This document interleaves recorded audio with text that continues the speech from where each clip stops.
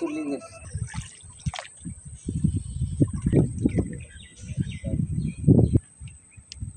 আজকে তিন মাস হইতে গেলে মাছ চাষ করতে আসি, এতে মনে করেন ডেইলি 3-4 বস্তা খাবার যায়। এই লইয়ে মনে করেন যে আসি এত এই দুর্যোগে এই পানির কায়দায় সব ধ্বংস হয়ে গেছে। মনে করেন পানিতে মনে করেন এত চাপ দিয়েছে, চাপের ঠেলায় মনে করেন সব নেটগুলো উল্টিয়ে সব মাছ টাছ নদীতে চলে গেছে।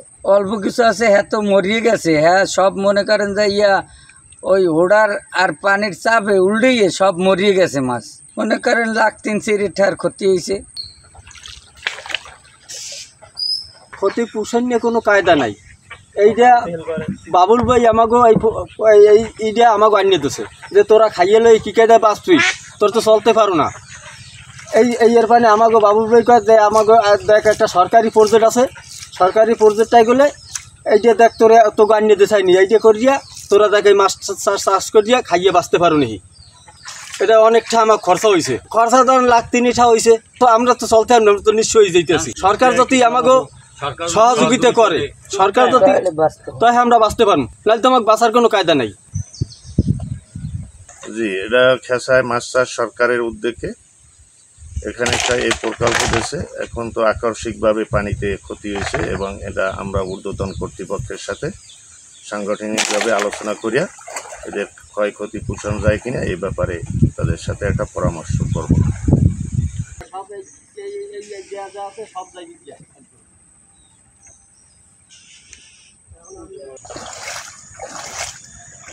আমার পেঁপে বাগান বলতে মানে ওইখানে আছে 1 একর, আর এখানে আছে মনে করেন আপনার এখানে 65% জমি।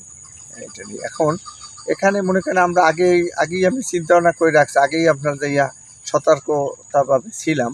তারপরে হঠাৎ করে কালকে রাত্রে পানিটা একটু বেশি উঠে গেছে এবং বৃষ্টি সবচেয়ে বড় কথা হয়েছে দিয়ে সকালে বৃষ্টিটাও যদি না হতো তাহলে হয়তো একটু হইতো। বৃষ্টি এবং পানি সব মিলেই আমার সব তলাই গেছে। আর পেঁপে গাছ একবার পানিতে তলায় সারা তো তলানো ছিল, এগুলো বাঁচাতে খুব কষ্ট হবে।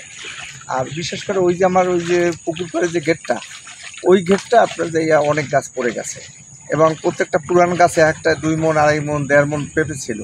ওই পেঁপেগুলো নিয়ে গাছ মোটামুটি কিছু গাছ পড়ে গেছে, 20-25টা গাছ পড়ে গেছে। আর এত প্রাকৃতিক দুর্যোগ, কিছু করার তো নেই, কী করবো আর কি। তবে আমি চেষ্টা করছি, যতদূর সম্ভব চেষ্টা করছি প্রচুরভাবে। যেমন এইটাই দেখেন আমি আগামভাবে সাবমার্সিবল রাখছি এবং চারপাশে দিয়ে রাখছি যে পানি উঠলেই করবো, কিন্তু তারপর পানিটা হঠাৎ করে আসছে, আমাকে মানে সময় দেয় না। রাত তো 12টা-1টা পর্যন্ত ছিলাম, সে সময়ও তেমন ক্ষতি দেখি নাই, কিন্তু সকালবেলা এসে দেখি যে সব তলাই গেছে।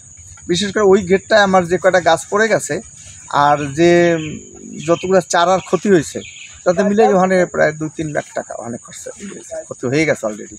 আর এইটায় এর মধ্যে অনুমান করা যায় না, কারণ এইটা মনে করেন আমি পানিগুলো আমি সাবমার্সাল দিয়ে হেঁচতেছি এবং চারুপাশে আমি বাউন্ডারি দিচ্ছি দিয়া যদি আজ যদি পানি না ওঠে তাহলে কিছুটা হলে সহনশীল থাকবে এগুলো, আর যদি উঠে যায় আরও তাহলে গাছ রাখতে কষ্ট হবে।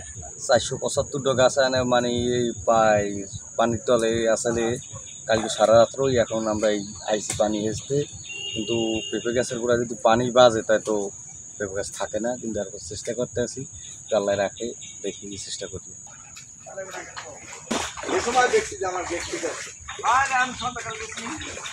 বান্ডেল থাকলে প্রতি সেনমানিতে টাকা বাঁচবে। বিকাশ সেনমানি বান্ডেল কিনে জিতুন প্রতি লেনদেনে।